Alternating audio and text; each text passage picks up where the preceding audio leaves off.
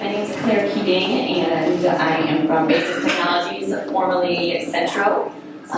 We have been around for about 20 years, and we own and operate a media automation platform that integrates all paid digital advertising channels, so search, social, programmatic, connected TV, site direct, all in one platform. So by leveraging Basis, whether it's our team buying it or your own clients buying it internally in-house, when you operate with Basis, it just allows you for real-time access to and visibility to how all your media dollars are being spent, and the ability to make really quick cross-channel optimization. So it's been really great consulting with brands because I really love hearing about the unique ways their internal teams are structured, because we know that many brands are looking to evolve, and a lot of them do have disparate departments. So it's been really great to see how our mixture of tech and services has kind of brought some solutions to kind of unify those paid digital efforts across their different departments and just bring visibility into the different initiatives that might be going on and bring some efficiencies.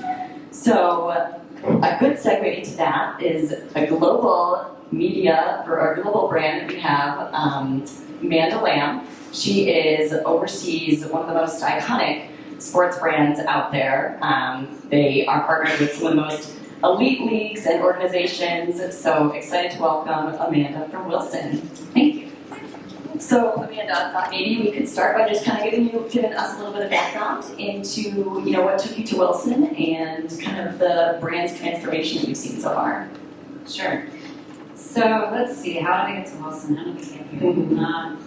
So I kind of took the unconventional path. I started off in film school, and through my love of storytelling, found my way to brand. I worked for brands like Jim Beam, Revlon, but I really found my way to Wilson because I love sport. And I feel like sport is just an endless pipeline of storytelling. And so to me, this is a really natural fit of kind of why I love brand and industry to sort of unfold in. What am I doing at Wilson? So what am I up to at Wilson? I recently took on the VP of brand job. I've been at the company almost 9 years, so I've seen it go through quite a transformation. I started as employee number 1 in one of our business units, built up a team. As crazy as it probably sounds to all of us in this room, Wilson is a 100-plus-year-old brand, and I joined 9 years ago, and I was the first marketer to ever market football and basketball, volleyball, and soccer. So it was just a really interesting exercise at that point in my career of how to build up infrastructure from scratch, really kind of going back to getting scrappy. Didn't have a lot of agency resources and so forth. Fast forward 9 years, we were purchased about 4 or 5 years ago by a consortium of owners, one of which is Chip Wilson, who started Lululemon. And as you can imagine, with a visionary like that on your board, we really started to change how we embrace brand. And I'll say today feels very different than it did 9 years ago. We're really focused on building out brand as a vertical and really across the entire company overall. So it's an exciting time to be at Wilson. Definitely, and I feel like we see that so many successful marketers out there are the ones that really are challenging the status quo, which I know that has been a huge focus for you as you come into a brand that's been around for 100 years. It's no easy feat to really take a brand and really transform it to be as current and as relevant as it is today. Because I think when I think of Wilson, I typically I used to think of just the rackets and the portfolio of sporting goods. But I feel like now there's all these new store openings. I was telling Amanda how I was very excited to get paired with her because I saw the Wilson brick and mortar store in the Gold Coast and had to go pop in there because I had never seen one before. And it was just so amazing because I think that's such a really powerful way where you can tell your story through an actual brick and mortar store. It's not just rackets and gear, it's actually a full experience. So can you talk a little bit about the rise of brick and mortar and how you kind of use that as one of your avenues? Yes. So about 18 months ago, we opened up our first retail store in the Gold Coast, like you mentioned, and since then we've opened up a few in New York, and Santa Monica, and Houston. And really what that is sort of, I guess, the outcome of realizing, 2 things. we added the NBA to our portfolio a couple years ago, which was very transformative for our brand, just in terms of making us more culturally relevant and really playing at that intersection of sport and culture. At the same time, we expanded our portfolio and made the deliberate decision to really leverage the equity we have in the hard goods space in sportswear. And so it was that entry into soft goods or apparel that really allowed us to realize we've got to connect all of these dots, and we've got to find a place in it, let's call it a home or stage or touch point, to bring this brand to life. And what I love to hear, my favorite kind of stories are those that start with, I know you as a tennis brand or as a baseball brand. When you walk into these stores, very quickly you realize that we play in all of these different categories. And what we haven't been doing or hadn't been doing is connecting those dots, is leveraging all of our wins and sort of equities across the different sports we play in. And so that's really the mission today and to more directly answer your question, that's really the role of retail. Is it's a physical space where you walk in and you instantly register who we are and the impact we have on sport. Yeah, the store has all these like archival photos and covers of magazines, and it really does truly inspire, where you're not really thinking about Wilson as the product, but you're truly starting to think of it as more of a brand and a brand experience, which I think is obviously what a lot of marketers are trying to do today with their brand purpose. And so when we think about the different retail, I guess the retail at Wilson is where you sell the apparel, and the rise of apparel was a big milestone, I feel like. That was the first time you guys were offering actual clothes in just your brick and mortar stores?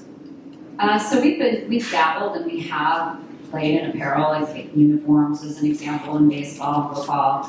We had tennis apparel, so we could sell you a tennis skirt. This is the first time that we really, kind of going back to my comments about Chip Wilson, had the influence of a true apparel design team and are thinking like an apparel brand and company. So that's the sort of, I guess, output of what you're seeing when you step into those stores, is a really elevated apparel experience. Yeah, that makes sense. And I think we had talked in our chat earlier this week of just how there's a lot of kind of core consumer insights you can unlock when you start to dip into the apparel industry. I guess, could you talk a little bit about any of the athletes that you might have partnered with and how kind of apparel is playing a role in that? Yeah, so very intentionally, we decided to focus on tennis, I'll call it like a year ago. So we went from a more broad sportswear offering that was maybe more influenced, I'd say, by athleisure than it was performance. And what we quickly realized, talking about consumer insights, is that our consumer expects a performance story, just given who we are on the hard goods side of things. So we sort of pivoted a little bit, focused the line on our number one category, which is tennis, and really built out a sportswear line that lets you go, as we say, to and from the court. From an athlete perspective, we've been lucky enough to work with a lot of amazing tennis players, including, they're known by one name, which says they're pretty good, Roger, Serena. Now, Nike has those guys, and Uniqlo has Roger now, I guess. But our strategy was a little different than how we approached the tennis court on the rackets piece of things. We intentionally went after somebody who we thought who we could dress, as we say, head to toe. And Marta Kostyuk is our first athlete on the tennis side of things that we have put on the court in Wilson from racket. We say hand to toe, actually. Did I get cut off? It's like being played off the stage. To get to the point, so Marta's, she's not in the top 10. She had a great run at Wimbledon. Not such, she didn't go as far as we would have liked, and I'm sure she would have liked to Roland Garros. But what she did, and I saw it with my own eyes in Paris, is she stepped out on that court and she just looked different than everybody else. She brought style and elegance to an apparel, I think, world that was super functional, but not necessarily something that, the insight that we leverage is, why do you have to change the style of your game when you step out and play a sport? Why can't you have the same fashion sense on the court as you do off the court. And I think what Marta was illustrating is that we're trying to shake up the game, and we're not doing that in a way that our brand shouldn't behave, right? It's very performance driven. There's all kinds of functionality and technology in these pieces, but they look good. And it was really cool to see our athletes sort of shine in that moment. And more importantly, I think for us as marketers, by not going after sort of a top 10 player, what we did is create this sense of demand and exclusivity that now players want to work with us in a way that maybe we've attracted, sort of created this magnet approach that'll eventually work, I think, pay dividends for us down the line. Yeah, and I feel like that was such a strategic move, not only because it accomplished what you wanted it to accomplish, but you don't have the budget of Nike. And so I know we talked about how, Wilson wants to be where play is. And so I think that was a really great way to kind of capitalize on that and really kind of leverage her kind of cachet and her kind of brand personality. And she is Gen Z too. We talked a little bit about Gen Z in the beginning of the session and just how that consumer is impacting everything, every brand, whether it's targeted specifically to Gen Z or they're just actually influencing the ones that a brand might be targeting. So exactly, and I think just given sort of where we play from a budget perspective and dealing with the realities of what you have to work with, I think you have to find ways to be scrappy. And that's one way that we sort of have at the tip of the spear, as we say, a presence on tour. And then it's really focused on how do we influence the influencer and make sure that we're leveraging that grassroots community that follows Marta to then kind of evangelize and spread the word. And leveraging grassroots and kind of those D2C type initiatives, that's also been a huge evolution for Wilson. I think, you've been there for 9 years and, you've had a huge impact on the team structure. I read in your LinkedIn how it was, 1 FTE and now it's 20 plus FTEs. So I guess as the brand evolves and the consumer, it's not just about what the consumer is seeing. It's actually also about how are you going to internally structure your team to kind of evolve with the need to evolve the brand, evolution on top of evolution. So I guess I'd love to hear a little bit more, and I'm sure others in the room, of how you started to think through your team structure and potentially challenging that status quo, maybe how things were done and integrating them more. Yeah, I think I quickly realized when I made the move to Wilson that part of the job was marketing, of course, but there was also a very big component of it that was education on what brand could deliver.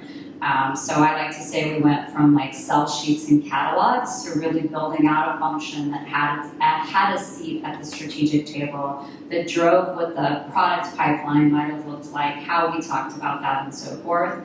And then when I think about the role that I play today, there is definitely a much bigger and better understanding of the role that brand plays. My job is to be the advocate on our senior leadership team with those folks who have thankfully been there for decades, but also sometimes that's hard to become a change agent within. So I think it's about having a little bit, which I didn't know I had it in me, a little bit of that salesmanship that allows you to kind of enroll folks. And then at the same time, I think it's about inspiring people to get that there is a vision and that we can get you there. Yeah, no, I love that. I feel like it's definitely important to recognize that, the way a team might have been before is not the way that it might have to be as you evolve. And so I think you've done a really good job of doing that. I guess as you look ahead to, the future and, it seems like there's been a lot of evolution, especially in the last couple of years. What can you give us a sneak peek of what else is in store and what kind of is on your roadmap for the brand? Yeah, I think what you'll start to see us do, it hasn't hit the market yet, is I talk about connecting the dots, is what does Wilson look like at the brand level? It's a very different story than what it looks like at the tennis level or at the basketball level. So it's going to be more brand storytelling, more of those moments where maybe how do you take a US Open as an example and leverage it not just to sell more tennis rackets and tennis balls, but to actually think about the impact that might have on football sales or basketball sales. So I think that's one big thing is, kind of unleashing that brand strategy on the world. I think we're getting a lot better about how we think about, I shouldn't say a lot better, that's not fair to the folks who came before me, but we are putting a lot more emphasis on how we build and really kind of lean into our community of athletes. We've got such scale, but I don't know that we've activated it as powerfully as we could have. And then retail will continue to play a really important role, as will sportswear. So really, the line that we use is, and I said it at the beginning, is how do we show up and be relevant at the intersection of sport and culture. We've been really good about building, or I should say delivering equipment for the field or the court, but we haven't taken credit for that. And so that's what all of this, I think, is the perfect storm of sort of putting Wilson out there in a way where we're not just a product category.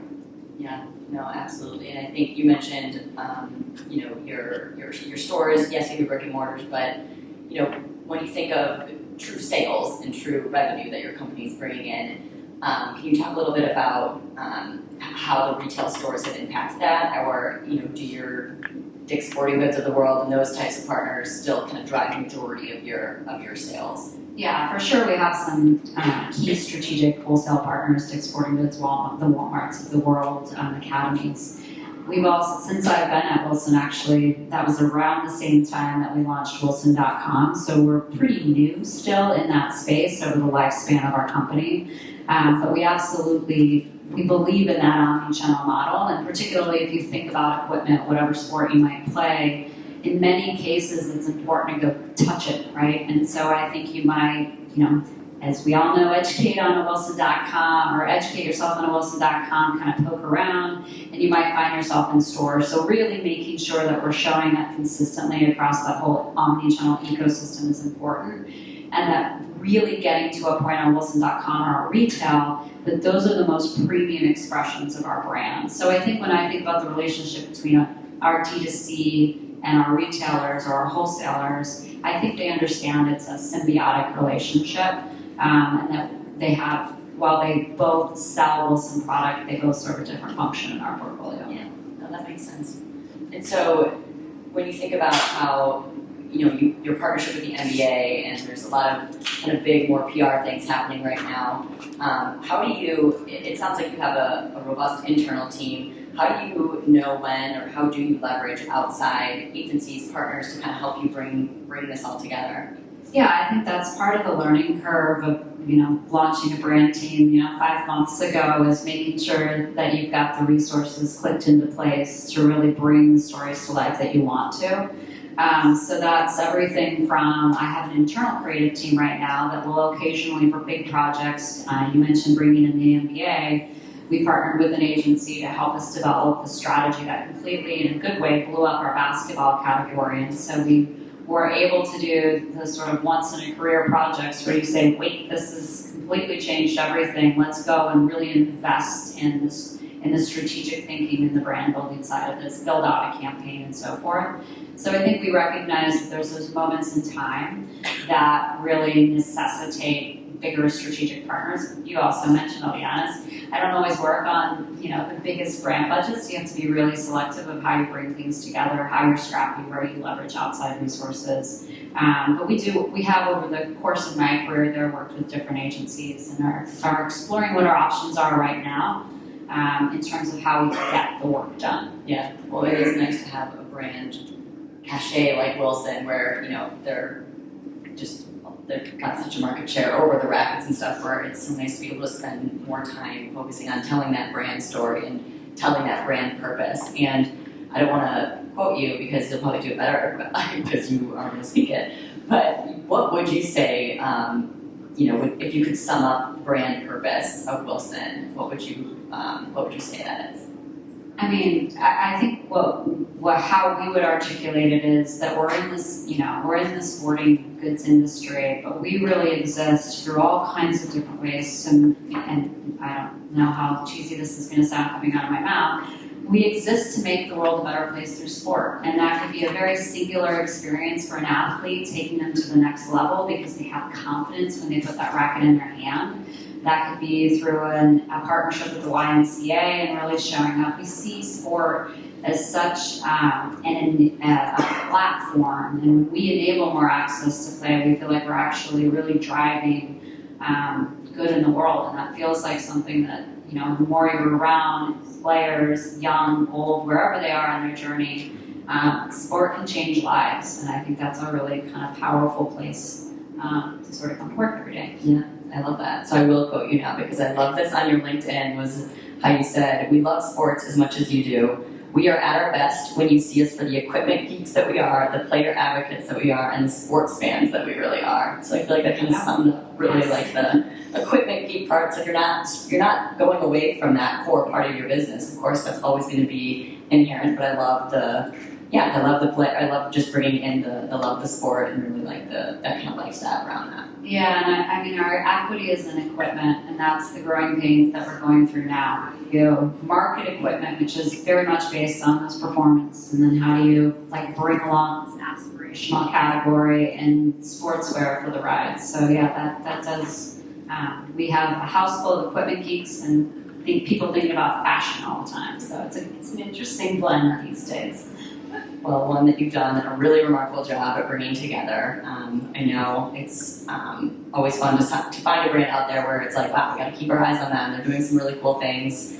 As you said, there's limitless brand potential, and I think with sports and with any type of brand that has that, you know, ability to kind of tell those endless stories with sports, that people always can connect and find a way, whether they play them themselves or whether they enjoy watching them. So it's been awesome to watch your journey. So I know we only have about 8 or so minutes left, so I wanted to open up for questions for Amanda.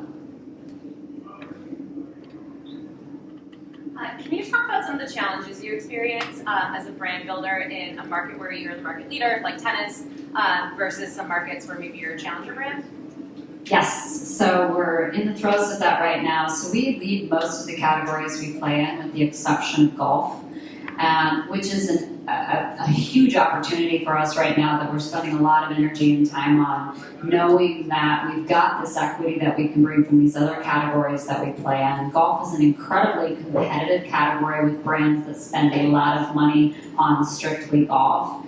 We feel like we are best positioned in a situation like that, which we didn't do before. We were super siloed and very specialized. Now, because our brand has some heat, we want to really kind of show up to the table as the sum of all of these parts. So what you'll start to see from us on the golf side is how do we translate scoring every single point ever in the NFL or making the A2000 glove into the kind of product equity that might drive brand choice in the golf category.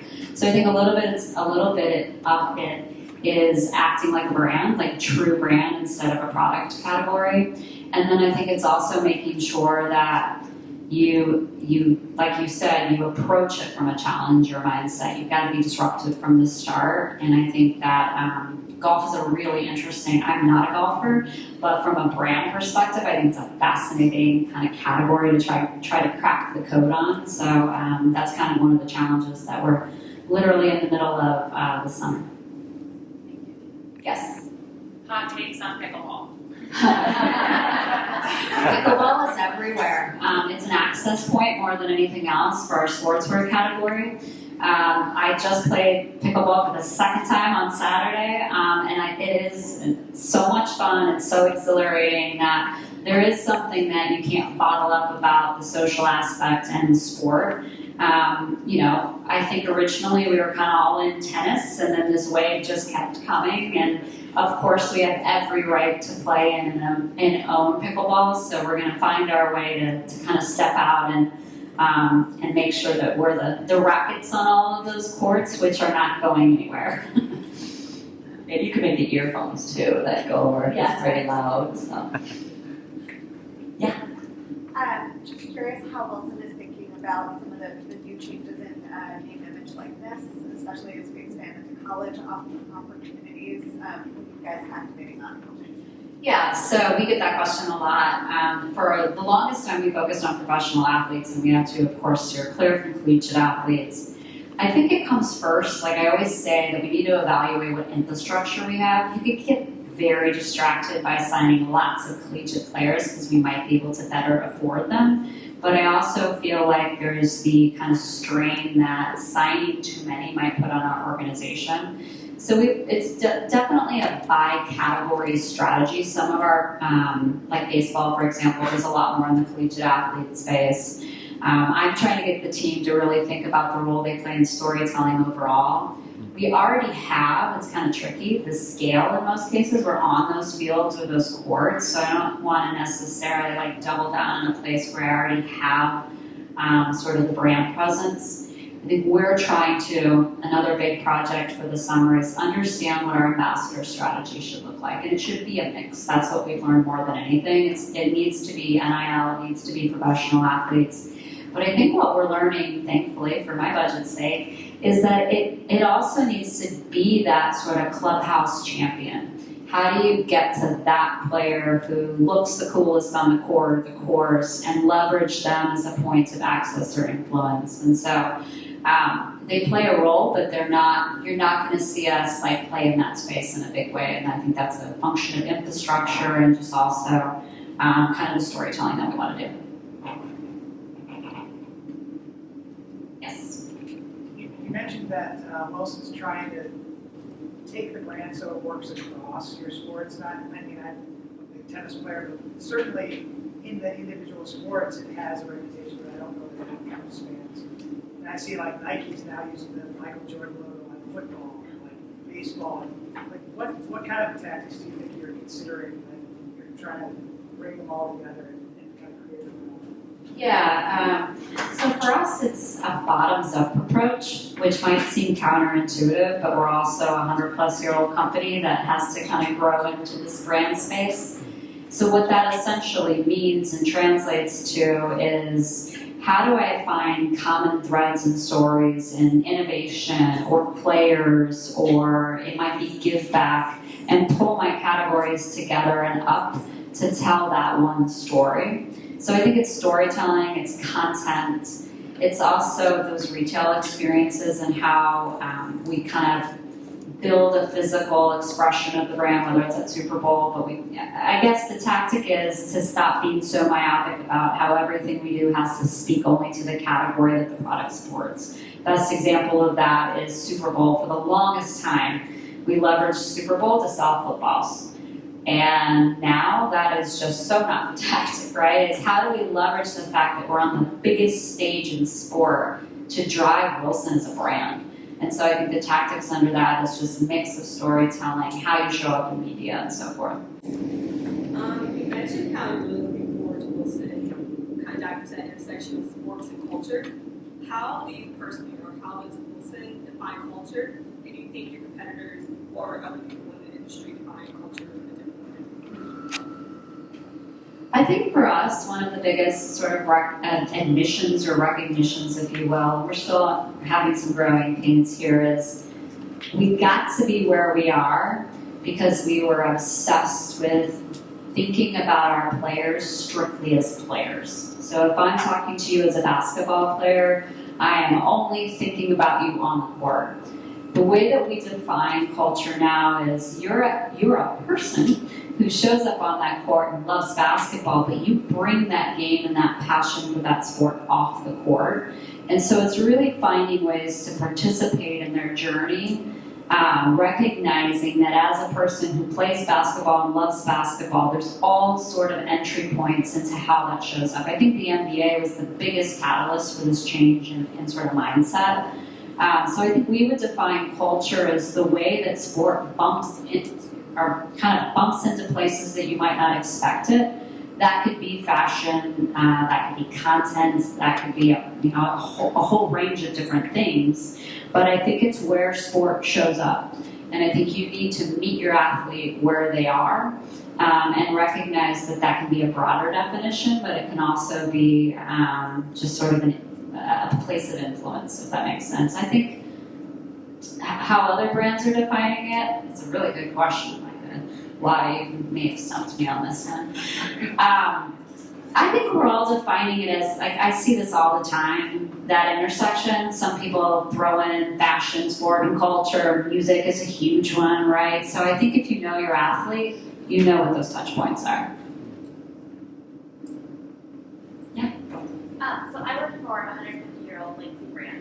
And one of the really exciting things that I've been able to actually like tangibly make an impact in is the inclusion of disabilities into our marketing, into part of the like just general sort of like moment it's not called out. And so I'm curious, like I have a bias, my brother has Down syndrome, and has been in Special Olympics for years, and there have been a lot of sport brands that have shown up and then left due to it not really moving the needle on their purchasing power or their budget. So I'm curious, how is Wilson approaching that? Because like for example, Skims is always serving me adaptive like underwear thongs, like just ads for like that's how close we are in this world. So I'm curious, like where is Wilson, because other brands in your industry have had campaigns around this, but I'm curious, like what excites you about this sort of world and where are you going with it? Yeah, that's a great question. Yesterday, I literally just met with my boss on our first ever corporate social responsibility strategy, so very timely as well. One of the pillars of that strategy, or sort of the principles of it, is that when we go in, we have to commit, and we can't be a flash in the pan. And I think you mentioned that at the very beginning. We have examples of that in the organization. We've been working with Autism Speaks for quite a while on our baseball side. That's now rolling out across the entire company. And when I say our job is to enable more access to play, I think those are the opportunities that we can leverage our platform and our stage and sort of products for. So that's one example. We do a lot of work with the YMCA as an example. We have a lot of room to grow, but I think what we're starting to really put into place is who do we want to be in that space? Who do we need to show up as? And how do we put the right infrastructure and processes in place not to leave once we commit? And I think that's a learning curve for our organization, but one, like I said, that I just met on 24 hours ago. So. Thank you guys so much. That was wonderful. We appreciate it. Thank you, Amanda.